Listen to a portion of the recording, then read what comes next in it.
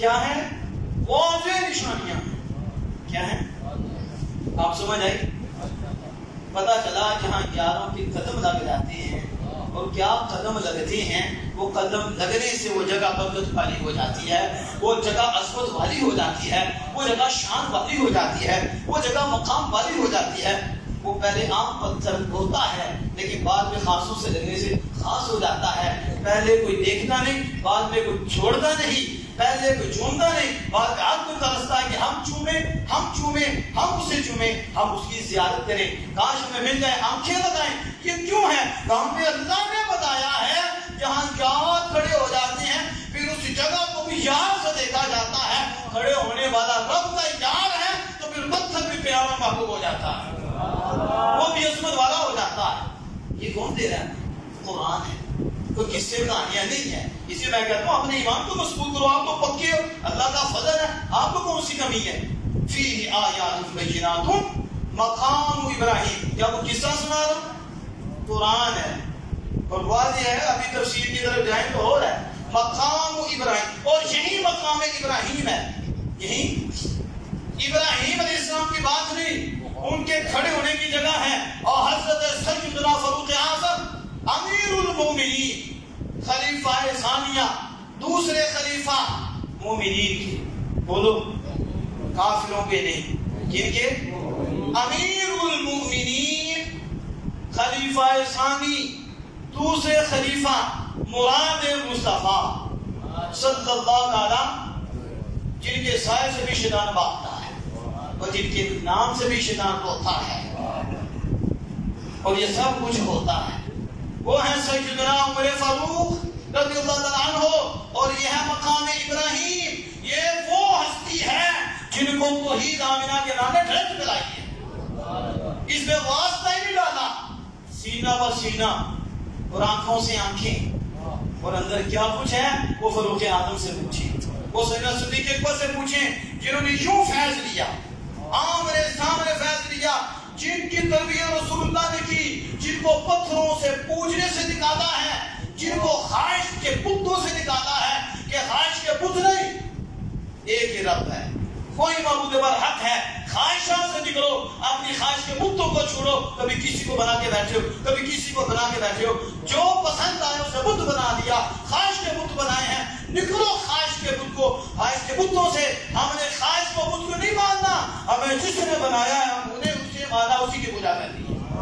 تو جب حضور نے نکالا ان کو اور ان کو مضبوط کر دیا، اتنا مضبوط کر دیا، وہی عمر فاروق تھے، مقام ابراہیم ہے۔ اور رائے کیا دے رہی ہے؟ یہ رائے کس کی ہے؟ امیر المومنین کی، بولو ذرا کس کی؟ مومنین کے امیر کی رائے سنو، کس کی؟ انہوں نے کہا یہ مقام ابراہیم کو نماز کی جگہ بنا دی۔ کیا کہا؟ یہ مشورہ دیا رسول اللہ صلی اللہ علیہ وسلم کو، رائے دی کہ مقام ابراہیم کو چاہے نماز بنا لیں، کیا بنائیں؟ کفر ہو گیا، بے ادبی ہو گئی ہے۔ یہاں توحید یہی بتائی جا رہی، یہی توحید بتائی جا رہی، پتھروں سے نکالا، اب پتھر کے پاس ہی، پتھر پہ ہی نماز کی اجازت مانگ رہی، رائے دے رہی۔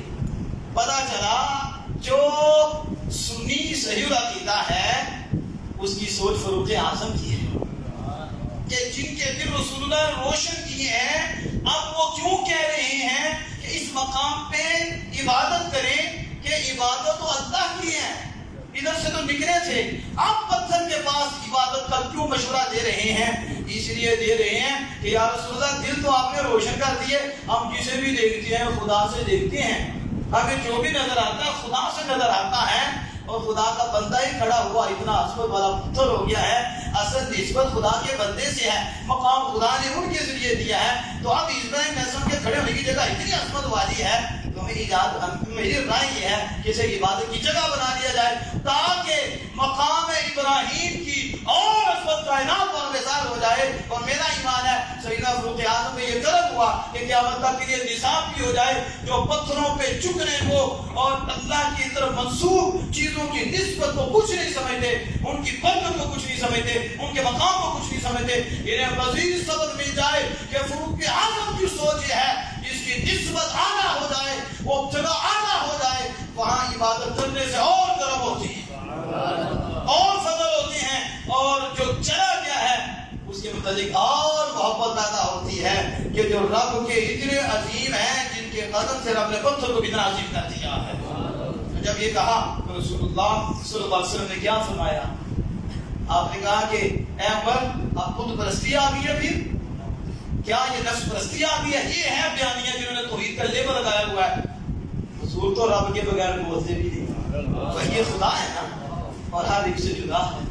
وما ينطق عن الهوى، آیت کریمہ نازل ہوئی۔ فاروق اعظم کی سوچ سنیوں کی سوچ، آیت کریمہ نازل ہوئی۔ واتخذوا من مقام ابراہیم مصلی، واتخذوا، تم سب، ایک نہیں، صرف فاروق نہیں، سب قیامت تک ہر مسلمان کے لیے، واتخذوا من مقام ابراہیم مصلی، بناؤ، اللہ نے حکم دیا بناؤ ابراہیم علیہ السلام کے کھڑے ہونے کی جگہ، ابراہیم کو نہیں، ان کے کھڑے ہونے کی جگہ، وہ پتھر جو ہے مقام ابراہیم، اسے کیا بناؤ؟ مصلی، کیا بناؤ؟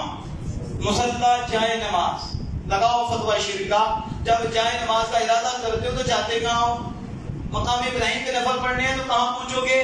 حضور کا خیال آ جائے تو نماز نہیں ہوتی، یہی ہے نا عقیدہ کہ حضور کا خیال آ جائے اس سے بہتر ہے گدے کا آ جائے، نعوذ باللہ من ذلک، کیونکہ تعظیم کا خیال آئے گا تو پھر حضور کا نماز میں خیال آ جائے، خیر اللہ کا خیال ہے۔ آپ نے کہا کون سی توحید ہے تیری؟ عمرہ جو بھی کرے، حج جو بھی کرے، طواف جو بھی کرے، طواف کرنے کے بعد 2 نفل پڑھے، واجب الطواف نفل ہیں، لازم الطواف، طواف میں لازم نفل ہیں، اور جسے بھی پوچھو، چاہے بدبخت کو پوچھو، بدمذہب کو پوچھو، خارجی رافضی سے پوچھو، مرزائی سے پوچھو، جو لبادہ اوڑھ کے پہنچ جاتے ہیں، جس سے بھی پوچھو وہ کہے گا مقام ابراہیم کے 2 نفل پڑھتے ہیں۔ جب یہ کرے گا کیا؟ مقام ابراہیم، کیا؟ اور ابراہیم کا خیال نہ ہے تو نفل کیا پڑھتے ہیں تم نے؟ پتھر وہ ہیں جس پہ پڑھنا ہے، جس کے پاس پڑھنا ہے، ہر وقت خیال ہے، پتہ چلا اور یاروں کے خیال سے ہی عبادت تعبیر ہوتی ہے، اور مصطفیٰ جان رحمت کا خیال نہ ہے وہ کون سی نماز ہے؟ ہمیں تو خیال مصطفیٰ کے بغیر ہماری نماز ہی نہیں ہوتی۔ پوری ادائیں مصطفیٰ کی جو نماز میں رکھ رکھی ہے، سارے نبیوں کی ادائیں رب نے نماز میں رکھی ہیں، اور ایک مصطفیٰ ہے جن پہ سب نبیوں کی ادائیں ہیں، اور اس سنی جو مسلمان ہیں اللہ نے سب ادائیں ان کو عطا فرمائی ہیں کہ تم 5 نبیوں کی ادائیں اختیار کرو اور مناؤ۔ فجر، ظہر، عصر، مغرب، عشاء ہے کیا؟ ہر نبی کی ادا جو میرے آقا نے اکیلے کی ہے، اور آقا کے صدقے اس امت کو بھی ملی ہے۔ 5 وقت سیلیبریٹ کرو، ہر نبی کی ادا کو بناؤ اور ہر نبی کی نفل۔ یہ قرآن ہے، یہ حدیث ہے، یہ آپ سمجھے اس چیز کو۔ کیا کیا بنا دیا انہوں نے؟ وَاتَّخِذُوا مِن مَقَامِ إِبْرَاهِيمَ مُصَلًّى، کھڑے ابراہیم ہیں، اس جگہ کا مقام اتنا ہے کہ اللہ نے حکم دے دیا اس جگہ میں بھی نفل پڑھو۔ تو یہ قرآن بتا رہا ہے جو عظیم لوگ ہوتے ہیں جن سے ان سے کوئی چیز منسوب ہو جاتی ہے وہ بھی عظیم ہو جاتی ہے، وہ بھی قابل احترام ہو جاتی ہے، وہ بھی احترام کے لائق ہو جاتی ہے، اسے چھوما بھی جاتا ہے، اسے سینے سے بھی لگایا جاتا ہے، اور اس سے برکت بھی لی جاتی ہے۔